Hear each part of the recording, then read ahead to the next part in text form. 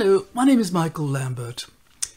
This week, together with my very good friend Rob Groves of Truth to Power, I'm sure most of you will know his channel. If you don't, I'll leave a link down below because he's really, really good. He's very, very informative and produces some really interesting videos, so I strongly recommend him. Anyway, together, the two of us, for now the third time, we asked some of our subscribers if they'd like to ask some questions or there's some topics they'd like us to discuss. And we were extremely grateful for an enormous number of questions. And yesterday we sat down and tried to answer as many as we could, but I'm afraid we didn't have a lot of time, so we didn't manage to answer as many as we would have liked to. But nonetheless, the following is what happened, and I hope you find it interesting. And if you do, if you don't mind subscribing, if you haven't already done so, and liking, that would be very much appreciated. Thank you. So Michael, first question from Neodim. What is your personal experience of current UK to EU trade? And Neodim is interested in real life examples. Okay, I can give a real life example. Until Brexit, I had a business with about 300 customers all over Europe, in France and Holland, Belgium, Spain. And they were all shops, and we were supplying them perhaps every month, every other month, very small quantities. It was usually orders of a few hundred euros, not big consignments. And the way it worked was that we would either go there ourselves, or we'd have a salesman who would go around, take the orders from the shops. They would be emailed through to us. We'd send them off with DHL the next day. Within 2 days, they get the stock, and in due course, they'd pay us. The system then changed because as a result of us leaving the EU, whereby to do the same operation now, if we want to send the goods, we have to complete export documentation. In some cases, some of our goods were manufactured abroad, so we need certificates of origin. We then send the goods off, and when the goods arrive, the customer then, instead of receiving the goods, they have to complete, or they have to employ an import agent to complete import documentation. And this involves all sorts of information, including producing the certificates of origin and so on. And also it requires them to pay duty if necessary and VAT on arrival, plus paying the agent's import duty, import agent's charges. And customers just say, we can't do this, we're not going to do this. And so my customer base went from 300 to 0 overnight as a result of Brexit. And I'm just one of thousands and thousands and thousands of companies who find now their customers in Europe would rather not deal with us. Well, they won't deal with us, and they'll just find alternative suppliers elsewhere. So in my case, it was absolutely catastrophic, just completely destroyed a business for nothing. And we'd run this business for 20 years. It was really quite a nice, steady business, had huge potential, completely gone. And for anyone who wants to start a business how to export to Europe, forget it, really forget it. Unless you've got an office or premises in Europe, don't bother. It's just too complicated. That's Brexit. Yeah, for my business, Michael, it's not trade as in trading products or exporting and things, but as you know, I run an actors agency, so I'm providing services to customers within the EU.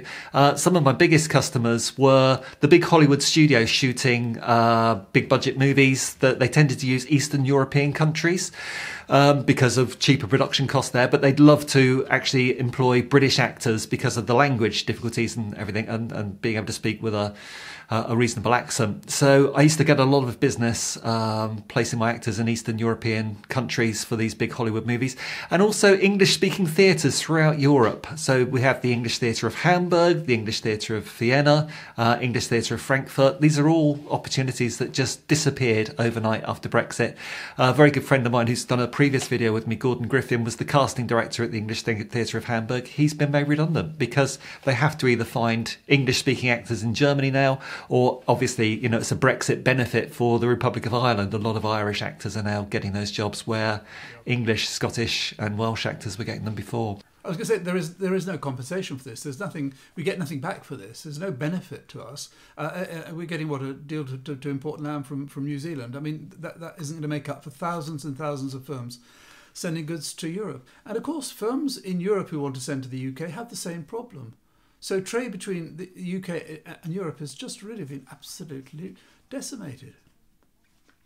It's really, really terrible. Jen Wyvern 2 says, let's assume that the gig is up and that the new government more or less to your taste has been elected, with a mandate that allows us to get things done. What announcements of intent, policy and legislation would you want to hear from the new PM on day one? Would you like me to go through my list? I mean, if they're talking about, obviously, how much can you do literally on day one? But if we're talking about just announcements, what I'd like the new Prime Minister of a new government to be saying, first of all, kill the Police Courts, Crimes and Sentencing Bill, which has taken away so many of our democratic rights. Yep. Kill that one. I'd like an announcement to kill the Nationality and Borders Bill, which is breaking international law, and this threat to, they say up to 5 million British citizens could be affected, that if they have the rights of nationality in another country, they could have their nationality taken away from them on a whim by the government. Let's kill that one on day one. Kill the expansion of the Official Secrets Act to cover whistleblowers and journalists. Announced legislation to reform the whole electoral system, and while we're at it, replacing the House of Lords. How am I doing so far, Michael? Doing pretty well, Rob. You could do a whole video on this, I think. I'd like them to announce a referendum on the Brexit we actually ended up with. And before people say, oh, we've had one referendum, it's a lifetime thing, people didn't know the deal they were voting for. And I think the British population, democratically, should have a vote on the Brexit we've ended up with, because we've not had that vote on the actual Brexit we've got.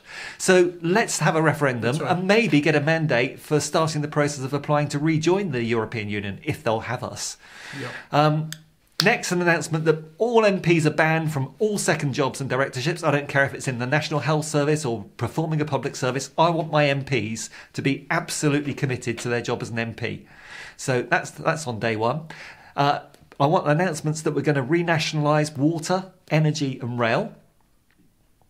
What do you think of that one? You know, I'm very keen on very, very strong, strict regulation, but I'm not sure I'm absolutely in favour of renationalising. It'd be quite difficult to do. I was throwing that one out there, you know. So I'd like a new announcement on properly funding the NHS. We know that the funding of the NHS is diminished incredibly much since the Cameron government first came in with Clegg. I want to dismiss all those people, Michael, all those cronies that have been appointed for political reasons to what are meant to be apolitical bodies, like the BBC. You know, we've got Tim Davie as Director General, we've got Richard Frost as the Chairman, we've got Robbie Gibb on the Board of Governors. These are Tories, and it shouldn't be a political board that makes up the PPC. The Arts Council, people are having to resign because they won't sign up to the government's current policies on this, promising not to bring up our days of empire and things like this. It's so political in what should be apolitical appointments, and many other NGAs as well. You know, we had the Ofcom thing recently with the odious Paul Dacre, who thankfully that appointment was stopped, but there'll be somebody else. Dido Harding in charge of the new Public Health Security Agency. You know, these people have got to have their heads rolled. They were appointed for the wrong reasons. Nothing to do with their competence or experience. All about politics. And just to finally, I want to see some of the employment rights that have been rolled back under this Tory government. I'd like them reinstated. You know, the protection rights. You know, the rolling back the gig economy, that making 0 hours contracts a thing of the past. I want that all unrolled. You know, this horrible gig economy that we have these days that's creating misery for millions. Let's get those employment rights. The pendulum has got to swing back the other way. This is your first day in office. You know, as it is only announcements, maybe we could announce something about levelling up in terms of taxing capital gains tax at the same rate that we're taxing income or worked income. Maybe we could have some announcements that some of these billions of pounds that we need to raise from tax, let's look at taxes after we're dead rather than when we're alive. Let's have a whole look at the inheritance tax side. Oh, it's going to be a busy day one, I can tell you. I think so. The one you didn't mention is the one that I would be keen on, would be the investigation into all these PPE contracts and so on. I think there's very, very little chance of getting the money back, but I think those who've been involved, if they're dodgy, I think they should be exposed. We're talking criminal charges, Michael? I don't know, because I think it's going to be very difficult to prove, isn't it? Because the politicians will argue that it was all being done a matter of urgency and that they didn't have time to put out for tenders and so on. And the people who got the contracts, well, they've gone, they've got the money and they're away, they've supplied the goods, so you can't really do much. But I think they should all be exposed and shamed for it. It's because it's been so disgraceful. Yeah, I think if there are any charges, it should probably be aimed at the politicians that wave through those contracts rather than the recipients. But I do think perhaps, in terms of, we just mentioned raising taxes, but I mean, I don't see any problem with any some sort of windfall tax for all those contracts that were awarded during the lockdown and for PPE. Let's have some sort of windfall tax on those companies that suddenly went from assets of £200 to 16 million overnight. Let's have some sort of windfall tax on it at least. Yes, it does seem quite wrong that they should have any chance of getting away with it, but I suspect they all will. Most of them will. The water under the bridge, as they say, and it's still going on, isn't it? I mean, all these testing contracts and all the rest of it. People are making loads and loads of money just because they happen to know somebody. We had some similar questions, Michael, from Clear Lake, Rafi Madar and Guy Rowe. So I've sort of wrapped them up into one question from those three. Thank you very much. And by the way, thank you to everybody whose questions we don't manage to get to today. But as Michael will tell you, we've had, over 100 questions, Michael. We can't possibly cover them all. But Clear Lake, Rafi Madar and Guy Rowe, do you seriously believe that there is even the slightest chance of the UK rejoining the EU within the next 25 years? And is there any chance of a back to EU likely to gain traction? And can you see a roadmap where we can reverse Brexit in the near future? That's so difficult, isn't it? Because it depends on so many different things, and everything is changing so quickly. We've no idea what's going to happen to the world economy, leave alone the EU economy and the UK economy in the coming years. I mean, who knows what might happen? I would have thought within 25 years it's very likely, but in the short term, I would have thought very unlikely. I'm sure there'll be a lot of movement of people who did vote for Brexit, who will now want to rejoin, in addition to all those of us, the Remainers, who never wanted to leave. And I'm sure there'll be a substantial and growing majority to return. But would they have us? I mean, we've made so much trouble. It's doubtful, isn't it? I think with Macron, very unlikely I can see him doing a General de Gaulle and sitting in front of the camera and saying non. Well, particularly the way that he's being treated by the current regime in the UK. Certainly, this adversarial... Well, I think we've treated... Yeah, I mean, we treated them all with contempt, really, haven't we? We blamed them for everything. I mean, everything that's gone wrong has been their fault, and the present situation is all their fault. It's never anything we've done wrong. And this whole Article 16 and all the rest of it, it's if I were in the EU, I'm not sure I'd want us to come back in. What I found interesting about this question, Michael, is the question was the possibility of rejoining the EU within the next 25 years. Because I think 25 years, I don't know where that figure's come from, but it sounds to me like that's a sort of realistic target, really. It's about the 25-year mark. It's like a generational thing. Although the current polls are saying that the satisfaction with Brexit is about 18% amongst the general population. And only 6% of people that voted leave are very satisfied with Brexit so far. So those figures make you think that you're going to be correct. I think, talk about will of the people. I think the will of the people at the moment is just let's call the whole thing off.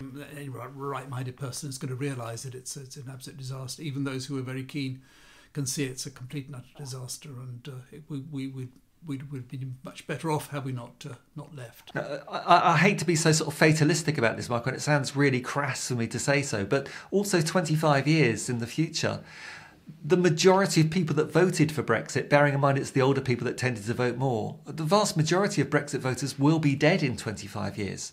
And the youngsters who overwhelmingly voted to remain, they will be in their middle age and beyond by that stage. So demographically, there's going to be a pull back towards the EU. I would say it's inevitable that this country will apply to rejoin the EU again. I think the issue is more, the issue is, A, how long will that be? Because demographically, I think it's likely to be about 25 years. And B, as you quite rightly said, are the EU ever going to take us back after what's happened with Brexit?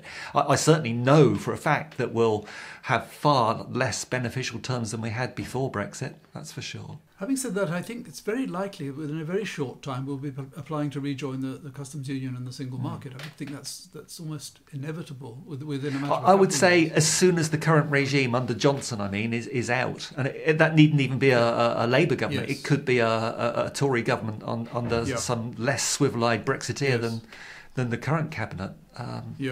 This is from Alistair Beckett. Much as I anticipate Johnson's demise, I fear it will exonerate his appalling cabinet. How much damage do you think the current crisis will inflict on the rest of the government? I'm going to go out on a limb on this one, Michael. I feel that with Johnson's demise, we will see a clean sweep of the broom. I mean, the bookmaker's favourite, I did a video about this on Wednesday this week. Rishi Sunak is the bookmaker's favourite at 5-2.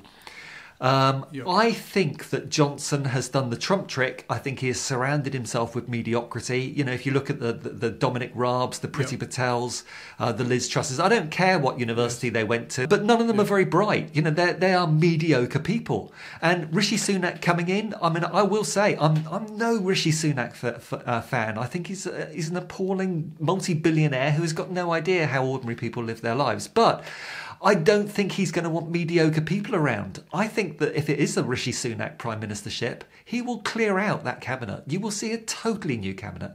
So exoneration, maybe in terms of going back to the criminal charges, yeah, I can't see any of that happening under Sunak, but I do think there will be a major change of personnel. I think Sunak would actually probably bring in competent people. Looking at the current crop of backbenchers in the Tory party, I mean, you'd have a job to find a credible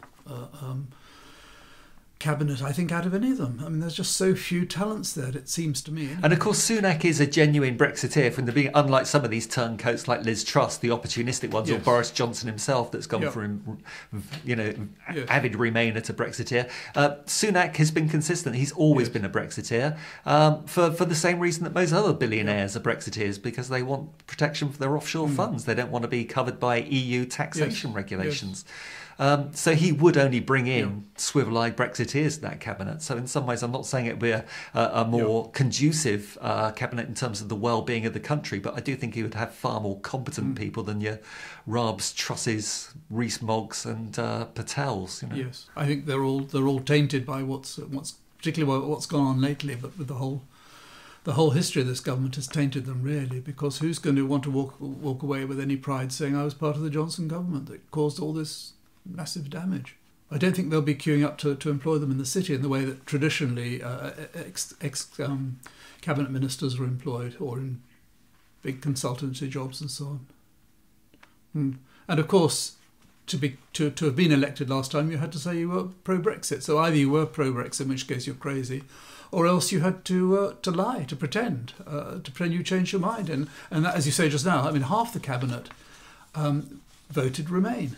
And so all of those people who are pushing forward with what wonderful deals we're doing and all the rest of it are all people who don't believe in it.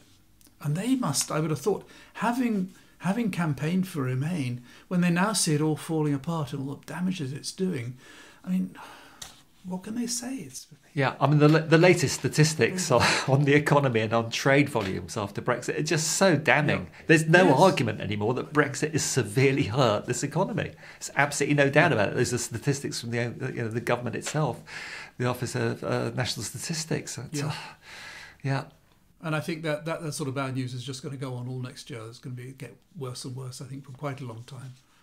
You can't see where the recovery is coming from, where we're going to get this extra business that we've lost with the EU. So. And any replacement trade will come from literally the other side of the world and will be nowhere near as lucrative or as beneficial to our economy as those from trading with neighbours. I think with every day, with every week, you think it's even more mad than you thought last week. I mean, just absolutely crazy.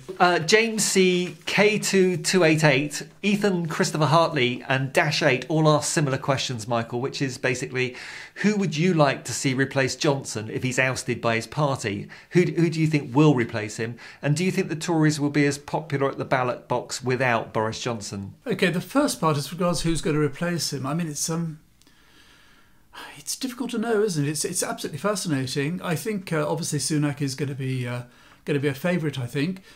As we know, the procedure is that the Tory MPs vote for two candidates, or the best two candidates go forward, and then all the members of the Tory party throughout the country, 130,000 of them, they vote to elect between the two front runners.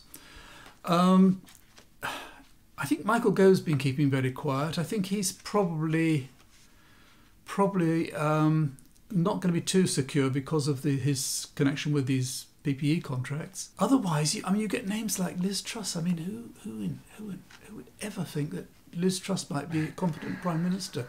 Or Patel. I mean, well, whenever I see either Truss or Patel interviewed, they don't manage to get to an end of an interview without looking absolutely vacuous with no answers. It's embarrassing to see either of them interviewed. I mean, if you met Liz Truss, I think, and you didn't know who she was, what she didn't, and you were asked, what do you think she does? You just sort of say a shop assistant, wouldn't you? I mean, she's just got no gravitas, no charisma, no charm, just a... And let's not forget, she started her political career as a Liberal Democrat as well. So I think she's got so many skeletons in the closet. And she's also a very strong Remainer. I mean, she was out campaigning all over the place for Remain, doing television documentaries and all sorts. So I don't see her ever being elected. The one I would like to see, who I think is a dark horse, is Jeremy Hunt. I think... He might just surprise everybody. And of course, he was the alternative to Boris Johnson during the last Tory leadership. He was the one of the two, Johnson and Hunt. But the thing is, it's the parliamentary party, the MPs actually vote for those top two. But of course, the current intake, as you say, they've all sworn allegiance to Brexit in order to stand on the Tory ticket this time. So I don't know where Jeremy Hunt's electorate's going to come from, Michael. Because he's very much aligned to the Remainer camp, isn't he? So I'd love to see. I mean, I would get murdered by my followers on YouTube if I endorsed any Tory. But and I get told off for using the term sensible Tory from time to time. But for me, Jeremy Hunt is a sensible Tory. He's still a Tory. Anybody that's listening, I'm not approving of him. Yes. But would I choose Jeremy Hunt over Boris Johnson? Yes. Would I choose Jeremy Hunt ahead of Rishi Sunak? Yes, I would. It's all matters of degree. So I agree with you. I'd love to see Jeremy Hunt, bearing in mind, this is the Tory party we're talking about. But I don't see it, to be honest. I think if the Tory backbenchers were smart, and they're obviously not, they would choose someone like that, because he can then quite easily start reversing so much of the damage that Johnson has done and blame Johnson for everything that's gone wrong. But whereas I think some of the others, Sunak is so involved in everything that's happened, it's a bit difficult for him to come in and really change course dramatically. So I think that would be the advantage of Jeremy Hunt. Is Gove very popular within the parliamentary party? I don't think he is, actually. I think he's very clever. He's very smart. He's terrific, for sure. Speaker and so on. But I wouldn't trust him an inch. And no, I don't think. I think he's considered a bit dodgy. I think well, I shouldn't say that. Maybe he's considered a bit. I don't know. I know amongst the polls of. I know amongst the polls of Conservative voters, there was a Conservative Home magazine. Is that a magazine? Conservative Home did a recent survey, and Liz Truss came out well on top with the approval ratings right up at the top. I saw that. So, yeah. So I've got a lot of the Tory members in the shires might well vote for her. Yeah. Sort of a nice, and then as a lot of the comments on my channel say, Michael, if the Tory membership who get to choose between the two selected candidates from the parliamentary party, if they get a choice between Rishi Sunak and somebody with let's say a paler skin of either sex, who are they more likely to go for? Because there's a lot of my followers that would suggest that Tory membership are not quite ready for an Asian Prime Minister. Yes. I don't know how true that is, but I think it might well be. Hocko90 says, like with packing the courts with Conservative judges in America, will the long-term damage already have been done to our democracy with the eventual ousting of Johnson? Yeah, it's after British politics, my next interest in life is American politics, and it's really quite scary, some of the attacks on democracy that the Republican Party are carrying out at the moment, just putting political appointments into what should be, I think, apolitical positions, like the judges at every level, and even down to things like the returning officers who are counting the next vote in the next election. So they're obviously sort of setting up to to sort of subvert the will of the people, as to coin a phrase. Yeah. But you do see the same thing happening in the UK as well. If you look at the BBC's Board of Governors, Yes. we've got an ex-Tory councillor as Director General, Tim Davey. We've got Richard Frost, who was a political appointment as the chairman. Robbie Gibb, ex-advisor to David Cameron, who's now a governor on the BBC board. Things like the Arts Council. There are people having to swear allegiance to government policy and promise not to talk about the days of empire and things like that. Yes. And Ofcom recently, we had the government trying to insert the odious ex-Daily Mail editor Paul Dacre, which was thwarted, thankfully. And then the new UK Health Security Agency, which took the place of Public Health England. Dido Harding has been appointed as the head, and she's got no experience. Incredible. Especially after, the absolutely ridiculous £37 billion budget spaffed on test and trace. Oh, crazy.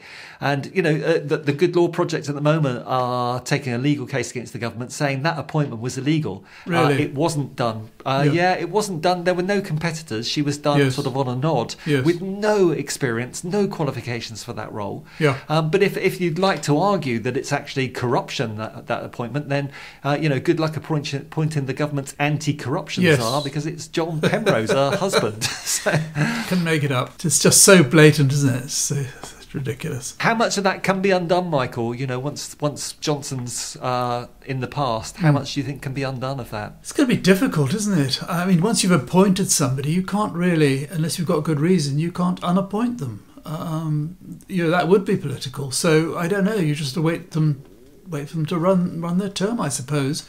I don't know. It's a tricky one. That it's like these Supreme Court judges in America. Once they're appointed, they're there for life. But obviously, these other appointments are not for life, but they're there for a certain period, I'm sure. So it's difficult. Yeah. Difficult. Yeah. Paul Murray says, I'd like to hear your ideas on the steps that Starmer ought to take to exploit the opening he's been given. Well, short of calling for Johnson to resign. Well, he's been given so many openings all along, hasn't he? And I think we've all been a bit disappointed that he hasn't been more aggressive, or that he hasn't been more on the attack. But I think, in a way, he might have just been playing a clever game, because the Tories are just destroying themselves. I mean, all these scandals. And I think what has been very nice to see lately has been how Starmer has sort of grown in confidence. Not so much confidence, he doesn't like that, but he's become much more assertive. And I love the way that in PMQs he's laughing at Johnson. He knows he's got the upper hand in PMQs. I think also he's built himself. He left a certain amount of time before he had to clean out of his front row, and I think now he's building himself a really quite a credible front bench. I think Yvette Cooper and Wes Streeting and David Lammy, between them, are really formidable characters. Any one of those. And I'd add Rachel Reeve to that list as well. Yes. No, I mean they are first class people, I think, and so I think he's just playing it steady, and he's just letting the Tories fall to pieces. I mean, he probably realised all along that sooner or later the Brexit will bring them all down, but that might be what his strategy has been. If it has been, then he's done well. He's doing well. I mean, I've not been backwards in coming forward with my criticism of Starmer. But I have to say, the last week or two, I think he's really upped his game. Yes. And this question asks, mentions him, he's falling short of calling for Johnson to resign. But my question would be, well, to be fair, why would he do that? I mean, Johnson is inflicting so much self-inflicted damage at the moment, both on himself and on his party. I'd imagine that Keir Starmer would be delighted if Boris Johnson stays on, because at the moment, as you say, he's definitely got the upper hand. He destroyed Johnson at Prime Minister's Questions again this week. And as long as that continues, every week that goes by, there's more harm being done to the Tory party. So I'm sure Starmer would love him to stay. And I think there are now plenty of Tories, and an increasing number of Tories, who are actually calling for Johnson to resign. Such as a disappointment with him. But, and it's probably worth more coming from a Tory backbencher than it's worth coming from the leader of the opposition. I think Keir Starmer's being quite clever on this one. Yes, indeed. I have a question from John Coffey, and he says, I'd like to know if there was a risk assessment carried out before the Eat to Help Out subsidised meal scheme. Whose idea was it? Yes, the eat out to die out, as they call it. Yeah. It's said to be responsible for several thousand additional and needless deaths. Yeah. Whose idea was it? I thought it was. Maybe I've sort of taken a simplistic view. I thought it was Rishi Sunak's idea. I mean, it was very much a scheme that put the economy before the public health, Yes, I think. yes. And was very much a policy you'd expect to come from the Chancellor of the Exchequer rather than, say, the Health Secretary. Putting business ahead of individual welfare. I think it must have been Sunak's idea, because he was in that famous thing where he was serving food in that restaurant, wasn't he? Getting it all wrong. Oh, that's right. Yes. Yeah. But I think the dilemma there they had was, how much do they shut down and how much they are allowed to carry on in terms of business and so on. And they were very worried about the hospitality industry.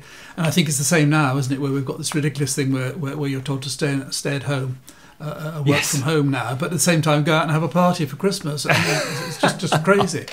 But it makes no sense. Yeah. It makes no sense, except that they don't want the hospitality industry to completely collapse. When obviously they should be shut down, at least for the time being. But John Coffey, risk assessment. I don't think there was a risk assessment carried out. No, I'm sure there wasn't. No, sure. It's about as likely a risk assessment was carried out about the Eat Out to Help Out scheme as there was a risk assessment carried out about the implications of Brexit, I would imagine. Yeah. I think it's all Johnson's career that determines most things rather than assessments. Catherine Larkin and Stephen Smith asked similar questions. Basically, the government wishes to punish whistleblowing by up to 14 years in jail, and they're very concerned about the combined and separate effects of the redrafted Official Secrets Act and the Police Crimes Courts and Sentencing Bill. Yes, I mean this is something we should all be extremely worried about. It's a bit like the privatisation of the National Health Service. It's one of those things that people's eyes generally glaze over. People are not that interested, but these things are going on, and it's really, really serious, because this giving the police and the Home Secretary the powers to stop any demonstrations, and this idea of 14 years for whistleblowing. I mean, it's crazy. Patel says that whistleblowing is tantamount to spying. It's equivalent to spying. And the idea of 14 years, I mean, that's a very, very high sentence. You probably would, depending upon the circumstance, you probably wouldn't get 14 years for murder these days. I mean, it's really, really terrible. And they talk about whistleblowing. Well, what about whistleblowers of the past? What about all the MP's expenses scandal? That would have all been subject to anybody publishing that would have been risking going to prison. I mean, it's crazy. It is just this is totalitarian dictatorship. I mean, it's just ridiculous. And I'm amazed there hasn't been more fuss about it. But as I say, nobody seems that interested. The public are not that interested. They're much more interested in decorations in Downing Street and parties and Christmas parties than they are about things which affect us all. I mean, the problem when you've got such a huge potential sentence for any offence, I mean, no journalist is going to risk anything. They're going to be so cautious, and so it's a real clamp on the press, clamp down on the press, gagging of the press, and I think that is very, very serious. And it's this could be you or I, Michael. If somebody got in touch with us with information from within the civil service or something, and we decided to put it into our next YouTube video, that could be us banged up for 14 years. Exactly. And would you risk it? You probably wouldn't. No. And you certainly think very, very serious about it. You have to be pretty brave and pretty determined to expose something that might be subject to this legislation. It's truly frightening.